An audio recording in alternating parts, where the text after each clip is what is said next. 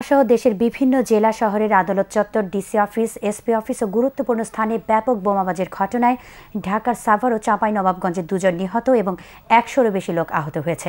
সকাল 11টা থেকে 11:30টার মধ্যে পরপর এসব বোমা বিস্ফোরিত হয়। ঢাকা সুপ্রিম কোর্ট, জজ কোর্ট, প্রেস ক্লাব, জিয়া আন্তর্জাতিক বিমানবন্দর সহ বেশ কয়েকটি এলাকায় বোমা বিস্ফোরণের ঘটনা ঘটে। একমাত্র মুন্সিগঞ্জ থেকে কোনো বোমা বিস্ফোরণের খবর পাওয়া যায়নি। ঢাকার বোমা বিস্ফোরণের খবর জানাচ্ছেন মানুষ ঘোষ।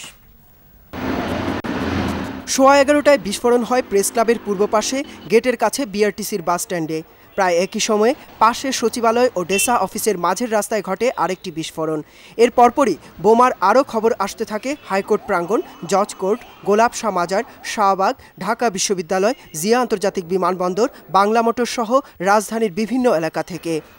প্রত্যক্ষদর্শীরা জানায়, প্রেস ক্লাবের সামনে এক লোক বোমা ভর্তি একটি কাগজের প্যাকেট রেখে চলে যাওয়ার পরপরই বিস্ফোরণ ঘটে। এতে একজন আহত হয়। এখানে ছেলেটা যখন বলে বিস্কুট খাইছিল, একটা হুজুর দাঁড়িয়ালা টুপি ছিল, 2 টাকা দিয়ে বিস্কুট খাওয়ার পরে বলে ওই বাক্সটা ওখানে রাখছে। রাখার পরে বললো যে আমি সামনে কাউন্টারটা টিকিট নিয়ে আসছি, এটা একটু থাকার পরে ওই লোকটা চলে গেছে। তারপর একটা বিকট শব্দ উঠলো, পুলিশ আসছে, আইসা দেখলো, দেখার পরে ওই আরবিতে লেখা ছিল, বাংলায় লেখা ছিল, একটা কাগজ ছিল অনেকগুলো।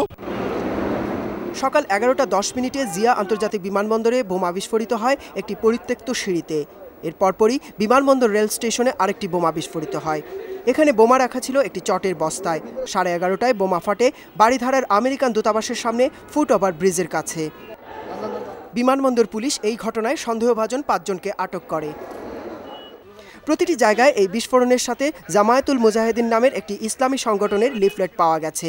পুলিশ জানিয়েছে, বোমাগুলো প্রায় একই ধরনের, তবে তেমন শক্তিশালী না। প্রায় সবগুলো বোমাই কাগজের প্যাকেটে মোড়ানো ছিল।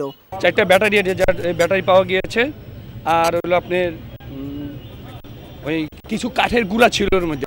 আহতদের শহরের বিভিন্ন হাসপাতালে ভর্তি করা হয়। বোমা বহনকারীর অভিযোগে পুলিশ ঢাকা মেডিকেল থেকে একজনকে আটক করে। ঘটনার পরপরই সচিবালয় সহ শহরের বিভিন্ন গুরুত্বপূর্ণ স্থানে নিরাপত্তা ব্যবস্থা জোরদার করা হয়েছে। অতিরিক্ত পুলিশ মোতায়েন করা হয়েছে।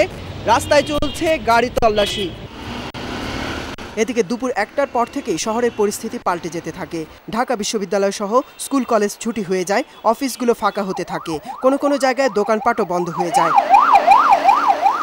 মানুষ ঘোষ, এটিএন বাংলা, ঢাকা।